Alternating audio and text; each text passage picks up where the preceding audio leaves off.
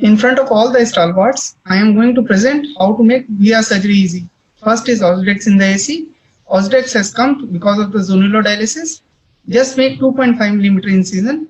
Place the implant in the line of incision with the help of forceps. Inject low molecular weight viscoelastic. Press the lower lip of the incision, remove the implant. And you can see it is very fragile. The second is oil in the antechamber.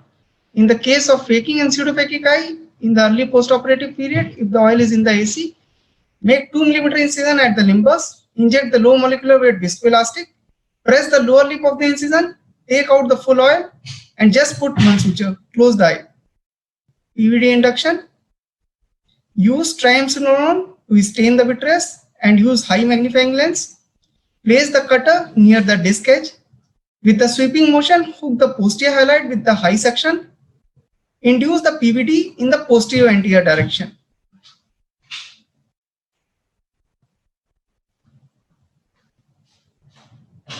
SRF drainage without PFCL and posterior retinotomy. Tilt the head towards the primary break and make it most dependent part of the eye. Do the maximum SRF drainage with the help of the gravity. In this case, the break is at the 12 o'clock position, so just chin up and drain the fluid. Subretinal oil removal in the case of posterior subretinal PVR, which has gone posteriorly. Inject the saline in the subretinal space. Place the retinotomy at the higher level by adjusting the head position. Push the oil by silicone tip towards the retinotomy side. Remove the silicone tip and aspirate the oil by the active suction.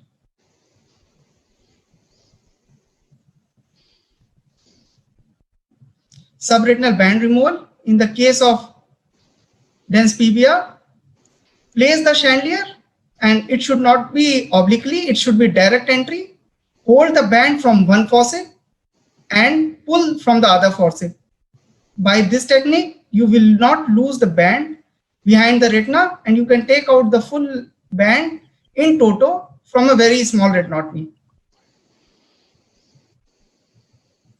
Dosa technique. You can learn the temporal flap from any South Indian restaurant very easily.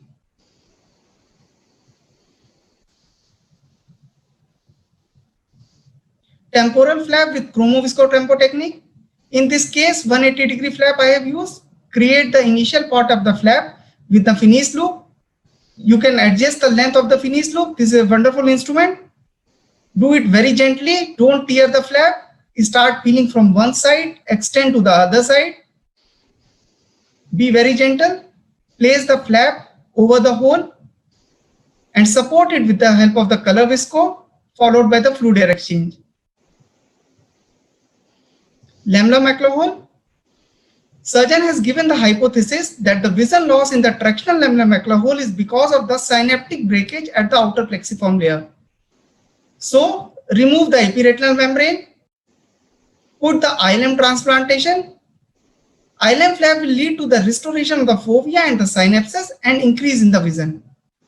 Creation of the ILM flap, in this case, by temporal area and stabilized by the color visco. At the end of the fluid air exchange, rolled over flap was correctly placed over the hole by color viscosuction assisted ILM flap transplantation technique.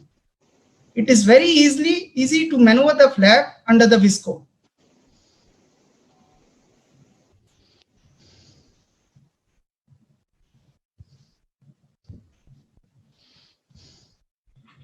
Epiretinal membrane removal.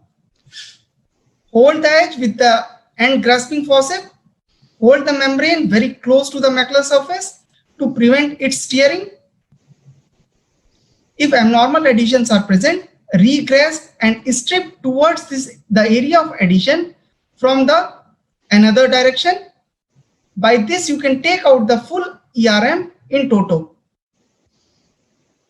Diabetic membrane removal. Use bimanual surgery. Place the chandelier directly, not obliquely. Don't pull too much from the non-dominant hand. Find plane of dissection, inside out, outside in. Any technique you can choose. And with patient, give very small snips. At the end of the surgery, you can take out the membrane in one piece. Always remember, don't make the tractional artery into the combined RD. Thank you very much.